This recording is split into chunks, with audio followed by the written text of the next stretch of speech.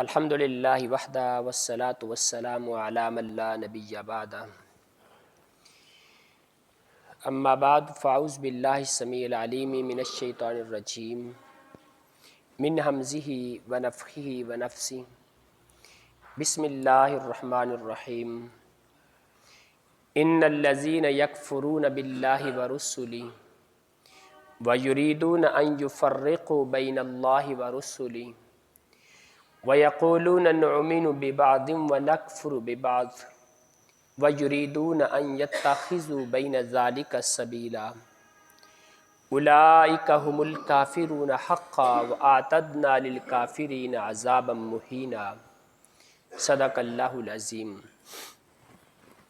دفاع حدیث کے حوالے سے آج ہمارا 10واں لیکچر ہے۔ آج میں آپ کے سامنے حدیث کا انکار کرنے والوں کا ایک بہت بڑا اعتراض، اس کا کچھ جواب رکھنا چاہتا ہوں۔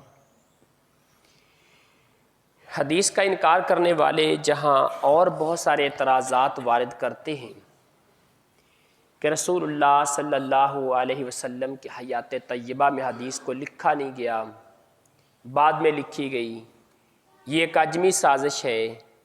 حدیث پر یہ بھی اعتراض ہے کہ عقل کے خلاف آتی ہے، عقل اس بات کو تسلیم نہیں کرتی۔ اسی طرح حدیث کا انکار کرنے والے ایک بات یہ بھی کرتے ہیں کہ حدیث چونکہ سائنس کے خلاف ہوتی ہے۔ بہت ساری باتیں حدیث کے اندر ایسی ہیں جس کو آج کل کی سائنس تسلیم نہیں کرتی، نہیں مانتی، لہٰذا جب سائنس نہیں مان رہی تو ہم ان حدیث کو کیوں مانیں؟ تو سائنس کا ماننا نہ ماننا یہ بھی بات عقل کی آ جاتی ہے، کیونکہ سائنس بھی ایک عقلی علم ہے، عقل کی بنیاد پر ہے، مشاہدے کی بنیاد پر ہے۔ اس کی ایک تازہ سی مثال میں آپ کے سامنے رکھتا ہوں۔ ابھی چند دن پہلے جاوید غامدی صاحب کا ایک کلپ وائرل ہوا۔ ایک اینکر پرسن ان سے سوال کرتا ہے کہ نظر بد کے حوالے سے آپ کیا کہتے ہیں؟ حدیث کے اندر اس کا کچھ تذکرہ ہے، تو وہ ہے تو کس انداز سے اس کو لیا جائے گا؟ اب اس کا جواب پتہ کیا ہے؟ کہتا ہے یہ جو حدیث کے اندر نظر بد کا ذکر ہے یہ انسانی تجربات ہیں، اور اللہ کے رسول صلی اللہ علیہ وسلم نے انسانی تجربات کی بنیاد پر یہ بات کہی تھی جو نظر بد کے حوالے سے ہے۔ اللہ اکبر، اللہ تعالی ہدایت عطا فرمائے۔ اگر سائنسی بنیادوں پر حدیث کا انکار کیا جا رہا ہے اور نظر بد کی حدیث کو بھی اس میں شامل کر کے انسانی تجربات کہا جا رہا ہے، تو نظر بد کا تذکرہ تو اللہ کا قرآن بھی کرتا ہے، کیا قرآن مقدس کا بھی انکار کر دیا جائے گا؟ رسول اللہ صلی اللہ علیہ وسلم نے اگر نظر بد کا تذکرہ فرمایا، اپنے اس کے حوالے سے رہنمائی فرمائی رسول اللہ صلی اللہ علیہ وسلم نے، آپ نے تو انسانی تجربات کی بنیاد پہ کہہ دی بقول غامدی صاحب کے، تو قرآن مقدس کس کے تجربات کی بات کرتا ہے؟ اللہ تعالیٰ سورہ القلم 29ویں پارے میں فرماتے ہیں وَإِن يَكَادُ الَّذِينَ كَفَرُوا لَيُزْلِقُونَكَ بِأَبْصَارِهِمْ لَمَّا سَمِعُوا الذِّكْرَ وَيَقُولُونَ إِنَّهُ لَمَجْنُونٌ۔ اے میرے پیغمبر، جب صلی اللہ علیہ وسلم، جب لوگ آپ سے اللہ کا ذکر سنتے ہیں، قرآن مقدس کی باتوں کو سنتے ہیں، حدیث رسول کی باتوں کو سنتے ہیں، ان کا دل چاہتا ہے کہ اپنی آنکھوں کے ذریعے سے آپ کو پھسلا دیں، آپ کو گمراہ کر دیں، آپ کو بھلا دیں، وہ اس بات کی کوشش میں لگے رہتے ہیں۔ اور رسول اللہ صلی اللہ علیہ وسلم کی صحیح حدیث کے اندر اس بات کا تذکرہ موجود ہے۔ سلسلۃ الصحیحہ کی روایت ہے، سلسلۃ الاحادیث الصحیحہ، اس کی یہ روایت ہے، پیغمبر کائنات فرماتے ہیں اکثر من یموت من امتی، میری امت کے اندر زیادہ تر لوگوں کی موت زیادہ تر لوگ جو وفات پائیں گے وہ اللہ کی قدر، اللہ کی تقدیر کے بعد، قضاء کے بعد وہ نظر بد کی وجہ سے میری امت کے لوگ دنیا سے جائیں گے۔ نبی رحمت علیہ السلام نے کیا یہ بات سائنسی بنیادوں پہ یا اپنے انسانی تجربات کی بنیاد پہ کی تھی؟ نبی رحمت علیہ السلام کا واضح فرمان ہے کہ اللہ کی تقدیر کے بعد، اللہ کی قضاء کے بعد سب سے زیادہ جس چیز کی وجہ سے میری امت کے لوگوں کی موت ہوگی وہ نظر بد ہوگی۔ اور رسول اللہ صلی اللہ علیہ وسلم فرماتے ہیں یہ نظر بد ایسی بری چیز ہے، ایسی بری چیز ہے کہ چلتے پھرتے صحیح سالم اونٹ کو ہنڈیا تک پہنچا دیتی ہے اور چلتے پھرتے صحیح سالم انسان کو قبر تک پہنچا دیتی ہے۔ اور صحیح بخاری کی روایت ہے، اللہ کے نبی فرماتے ہیں العین حق، نظر بد برحق ہے۔ سنن ابن ماجہ کی روایت ہے، اللہ کے نبی فرماتے ہیں استعیذوا باللہ من العین فإن العین حق۔ لوگو نظر بد سے اللہ کی پناہ میں آیا کرو، نظر بد سے رب کی پناہ مانگا کرو۔ اللہ تیری پناہ میں آنا چاہتے ہیں، ہمیں نظر بد سے محفوظ فرما لینا۔ نظر بد برحق ہے، یہ ہو جاتی ہے، لگ جاتی ہے، اس کا اثر ہوتا ہے۔ اور نبی رحمت علیہ السلام کی حیات طیبہ میں ایک صحابی کو نظر بد لگی، تڑپنے لگ گئے، گر پڑے، نبی رحمت علیہ السلام نے اس کا علاج بتایا۔ بہرحال آج میرا موضوع یہ نہیں، بتانا یہ چاہتا ہوں کہ صرف سائنس کی، اور پھر غامدی صاحب اسی کلپ میں کہتے آخر میں کیا کہتے ہیں؟ کہتے ہیں جی اس حدیث کا، اس مسئلے کا سائنسی بنیادوں پر مطالعہ ہونا چاہیے۔ کیا مطلب ہے؟ اگر یہ حدیثیں، اگر یہ مسئلہ جس کو کتاب و سنت نے واضح کیا ہے، سائنسی بنیادوں پر مطالعہ کرنے کے بعد سائنس کے مطابق اور موافق پورا اترتا ہے تو اس کو مان لیا جائے، ورنہ اس کا انکار کر دیا جائے۔ یہی سبق دینا چاہتے ہیں سمت کے نوجوانوں کو، یہی بتانا چاہتے ہیں۔ اللہ اکبر! اگر سائنس کی بنیاد پہ، سائنسی علوم کی بنیاد پہ اللہ کے رسول صلی اللہ علیہ وسلم کی احادیث کا انکار کرنا ممکن ہے تو پھر اس طرح اللہ معاف فرمائے، اللہ معاف فرمائے، قرآن کا بھی انکار کیا جا سکتا ہے۔ اللہ تعالیٰ ہمیں محفوظ فرمائے۔ اور ایسے لوگ ہو چکے ہیں، اس وقت ایک بہت بڑی تحریک چل چکی ہے، یقین جانیں ہم ان باتوں سے غافل ہیں، اور یہاں پہ ہماری غفلت بھی آپ لوگوں کے لیے ایک نعمت ہے کہ آپ لوگوں کو اس بات کی پریشانی نہیں ہوتی، آپ لوگوں کو اس بات کی کوئی ٹینشن نہیں ہوتی کہ کیا بنے گا۔ علماء سے پوچھئے جن کی راتوں کی نیندیں اڑ چکی ہیں کہ یہ مسئلہ کہاں تک جائے گا۔ علماء پہلے دن سے کہتے تھے کہ انکار حدیث ایک ذریعہ ہے، انکار حدیث ایک سیڑھی ہے۔ اصل میں انکار حدیث کی سیڑھی پہ چڑھ کے یہ لوگ قرآن مقدس کا انکار کرنا چاہتے ہیں، اور اب یہ بات آ چکی ہے قرآن کے انکار کی طرف بھی۔ کتنے کلپ میں آپ کو ایسے دکھا سکتا ہوں، اللہ محفوظ فرمائے، آپ کو اللہ نہ ہی دکھائے تو بہتر ہے کہ قرآن مقدس پہ واضح طور پہ اعتراضات، قرآن کے اندر نعوذ باللہ قرآن کے اندر یہ غلطی ہے، قرآن کے اندر یہ غلطی ہے، قرآن کے اندر یہ غلطی ہے، اس طرح کی 20 غلطیاں، اللہ معاف فرمائے، میری زبان اس بات کی اجازت نہیں دیتی، نقل کفر نہ باشد، اس حوالے سے کہ قرآن مقدس پر بھی یہ اعتراضات وارد ہو رہے ہیں۔ بھائیو، قرآن مقدس کتاب ہدایت ہے، سائنس کی کتاب نہیں ہے۔ یہ سائنس کے تجربات کو بیان کیوں نہیں کر رہا؟ آج ہمارا نوجوان بھی اعتراض کرتا ہے، قرآن کو چاہیے تھا سائنس کی باتیں کرتا، قرآن کو چاہیے تھا سائنسی علوم کے حوالے سے کچھ رہنمائی کرتا۔ میں اپنے نوجوان بھائی سے، اپنے نوجوان بیٹے سے یہ کہوں گا، قرآن ہدایت کی کتاب ہے، مسائل کی کتاب ہے، زندگی کے اندر بہتری کی طرف کیسے جانا ہے اس کی کتاب ہے، ادب کی کتاب ہے، قیامت والے دن نجات کی کتاب ہے۔ قرآن مجید سائنس کی کتاب نہیں ہے۔ اور پھر قرآن مجید نے جن حقائق کو بیان کیا، سائنس نے ان حقائق کے خلاف کچھ واقعات بیان کیے، لیکن ایک وقت آیا سائنس کو ماننا پڑا کہ قرآن یہاں پہ ٹھیک کہتا ہے۔ آج میرا یہ موضوع اس حوالے سے نہیں کرنا چاہتا، قرآن کے حوالے سے، ورنہ اس کی 20 ایسی مثالیں ملتی ہیں کہ جو بات قرآن مقدس نے کہی سائنس نے وہی بات ثابت کر کے دکھا دی ہے، اور حدیث رسول یہ قرآن مقدس کی تشریح ہے۔ اس لیے کیسے ہو سکتا ہے کہ حدیث نعوذ باللہ قرآن کی مخالفت کرے؟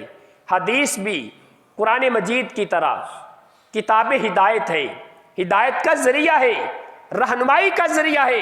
اس لیے اگر کوئی حدیث سائنس کی علوم، سائنس کے تجربات کے خلاف آتی ہے، ہمارا ایمان اس بات کی گواہی دے گا کہ ہم حدیث کو تو مانیں گے، سائنسی علوم کا انکار کریں گے، کیونکہ ان کی بنیاد تو تجربے پر ہے، ان کی بنیاد تو مشاہدے پر ہے، اور حدیث کی بنیاد کس پر ہے؟ وحی الہی پر ہے، اللہ کے پیغام پر ہے، رسول اللہ صلی اللہ علیہ وسلم پر رب کا جو حکم نازل ہوا، حدیث کی بنیاد اس پر ہے، حدیث کی بنیاد سائنسی بنیادوں پر نہیں ہے۔ اس لیے سائنس کے اندر بعض دفعہ نظریات میں اختلاف بھی ہوتا ہے، ایک سائنسدان کچھ کہہ رہا ہے، اس کے بعد آنے والا اس کے الٹ نظریہ پیش کر دیتا ہے، پھر لوگ اس کی باتوں کو ماننا شروع کر دیتے ہیں۔ تو کیا جب جیسے جیسے سائنس کے نظریات بدلتے جائیں گے ہم حدیثوں کو بدلتے چلے جائیں گے؟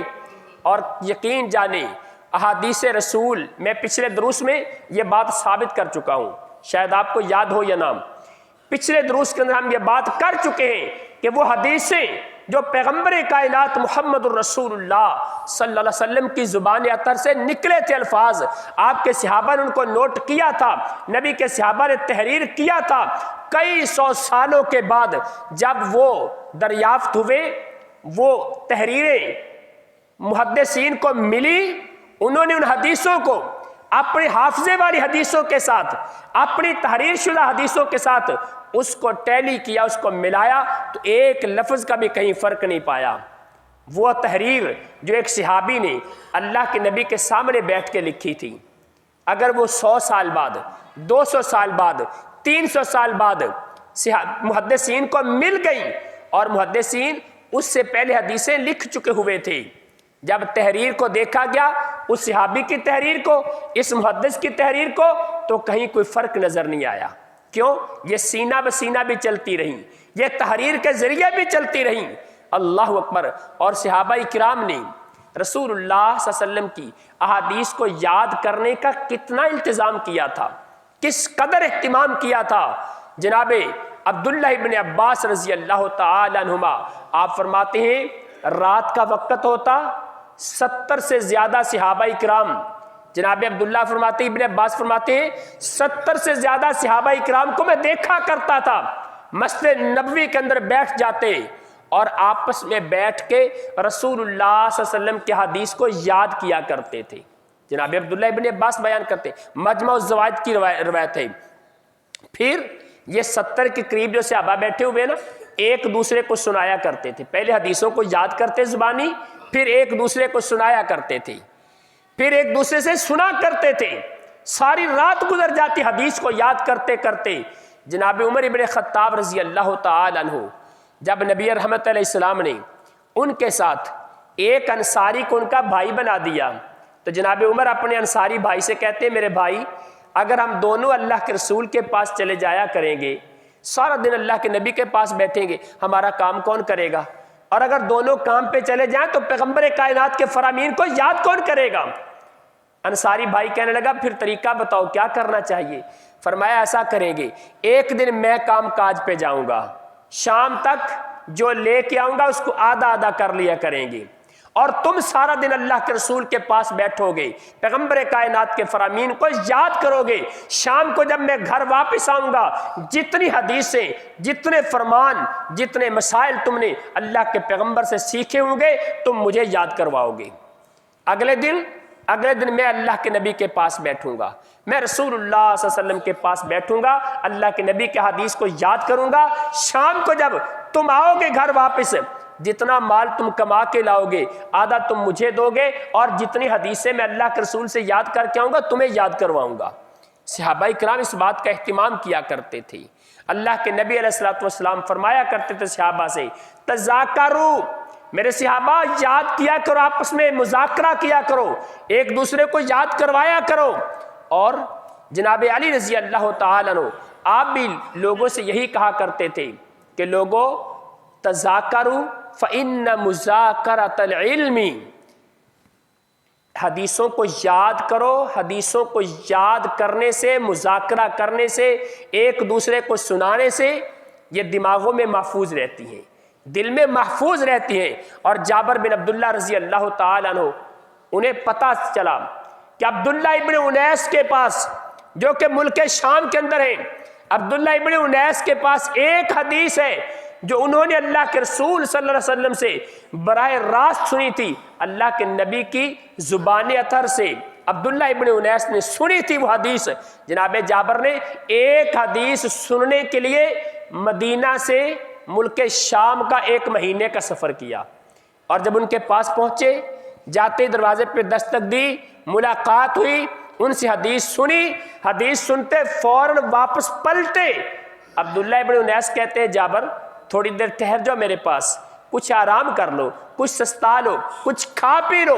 کہنے لگے نہیں، میں ایک حدیث سننے کے لیے آیا تھا، اگر میں آپ کے پاس ٹھہر گیا، کھانے پینے لگ گیا، کہیں کل قیامت کو اللہ یہ نہ کہہ دے کہ جابر تم تو کھانے پینے کے لیے گئے تھے، میں تو اللہ کے نبی کی حدیث سننے کے لیے آیا تھا۔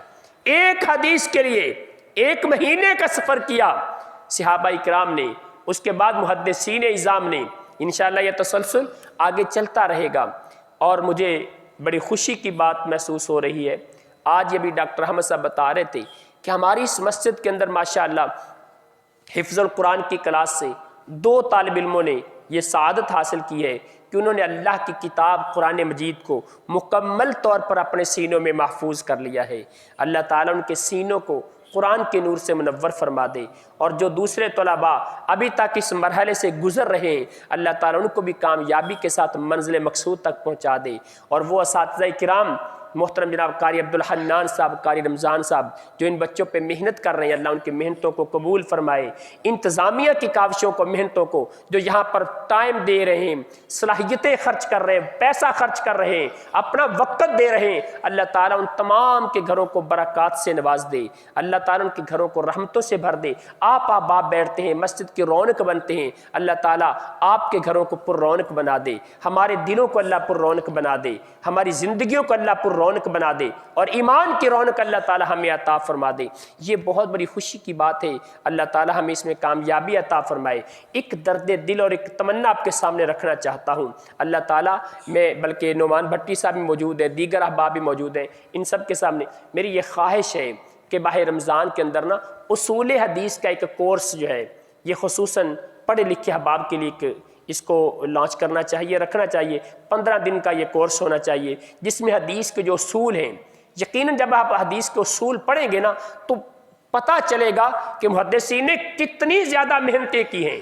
بہت سارے ایسے اصول، ایسی باتیں ہوتی ہیں جو میں آپ لوگوں کے سامنے نہیں رکھ سکتا، چونکہ وہ ہو سکتا ہے ان باتوں سے اکتا بھی جائے، وہ تھوڑی سی ہائی لیول پہ چلی جاتی ہیں، محدثین کے سمجھنے والی، علماء کے سمجھنے والی چیزیں ہوتی ہیں، لیکن جب کورس کے اندر یہ چیز آئے گی اس وقت پھر یہ سب کے لیے سمجھنا ذرا آسان ہو جائے گا۔ اس وقت تو ہمارے پاس ٹائم بھی شارٹ ہوتا ہے، تو اس لیے میری یہ خواہش ہے کہ رمضان کے اندر کسی بھی وقت میں، ظہر کی نماز میں، عصر کی نماز میں، مغرب کے وقت تو شاید ممکن نہیں ہوگا، یا بعض دفعہ ایسا بھی ہوتا ہے کہ لوگ افطاری کر کے بھی آ جاتے ہیں، ایسا ممکن ہو سکتا ہے، مغرب کے وقت میں اور فجر کے وقت میں، کسی بھی وقت میں اس مسجد کے علاوہ کسی اور جگہ پہ اصول حدیث کا ایک کورس ہونا چاہیے۔ اللہ تعالیٰ آپ احباب سے خوش ہو، آپ کی پریشانیوں کو اللہ ختم فرمائے، اللہ ہماری محنتوں کو، کوششوں کاوشوں کو قبول فرمائے۔ احباب اس پہ ضرور توجہ دیجیے گا۔ وآخر دعوانا الحمدللہ رب العالمین۔